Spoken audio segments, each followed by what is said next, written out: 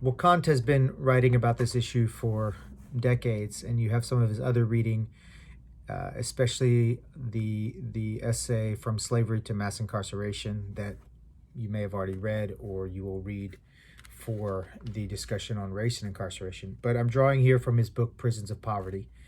And this is on page 150 in the chapter The Great Penal Lead Backward, which you should have a copy of. And so he offers three specific reasons. First, includes a string of changes internal to the criminal justice system tied to the demise of rehabilitation as the operant correctional philosophy and the correlative de-autonomization of penal professionals, leading to brutal hardening and acceleration in the mode of sentencing.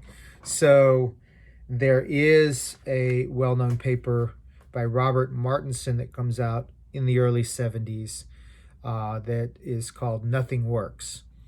And the idea here was a complete abandonment of any programs that were directed towards rehabilitation or what I've called habilitation or reform, because of the belief that was then later proven to be not true by the person who came up with this term, Robert Martinson, the nothing works theory.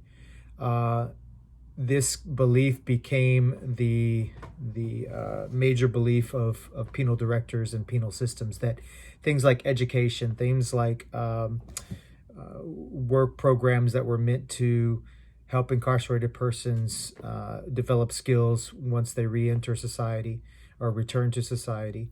So this idea that the major function of penal institutions was not and could not be, given data, which was not true data, that none of these things works. Again, not that it ever was about rehabilitation. We saw at the beginning of the prison that, yes, I really do think the Quakers believed that they were offering a more humane way to bring souls back to God. Of course, we saw there at Eastern State and Auburn one of the most brutal systems of incarceration through isolation and solitary confinement. So that's what Kant's first reason is this pervasive belief that nothing works. The second, he writes, entails the accelerating politicization and media exploitation of crime. We'll look a little bit about this in the next part of this series. The growth of television, the use of advertisement and fear-mongering, which certainly was, and not just in terms of advertisement and fear-mongering, but also the kinds of values that were set up in popular programming. For example, shows like Leave It to Beaver.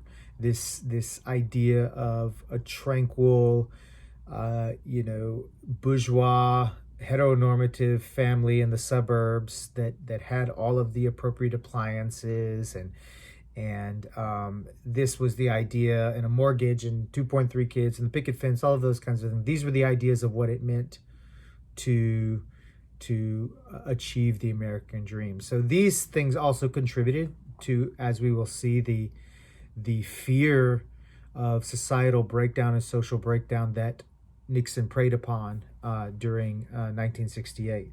So, and we can see that now, of course, because all of that media, the way that the media shapes the ideas of criminals, the fear that of the enemy outside and the enemy within, is on steroids now in terms of 24-hour news cycles, certainly the conservative news outlets, but also the way that social media feeds into this, the feedback loop that creates further isolation and further exacerbation of these ideas about crime.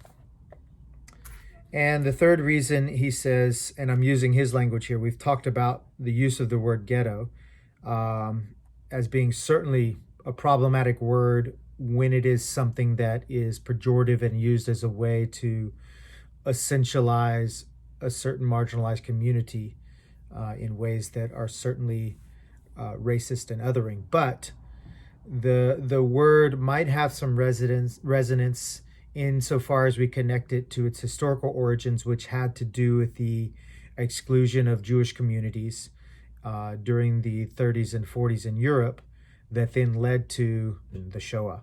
That many people, conservatives and progressives and liberals alike, clearly see as one of the, if not the most horrible human-created event in history.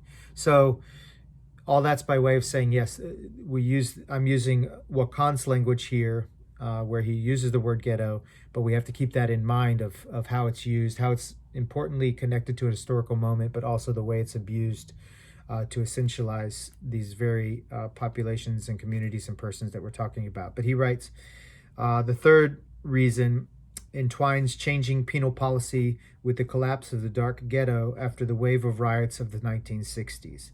So we will look at a lot of the things that were going on in the 60s that had to, anywhere from MLK's assassination, Malcolm's assassination, RFK, JFK's assassination, a lot of the uprisings and civil unrest, or really civil demands for being excluded of the late 60s, that then became all of the things that Nixon played upon to instantiate the need for law and order, right? The first civil right was security, the need for law and order at the forefront of all politics.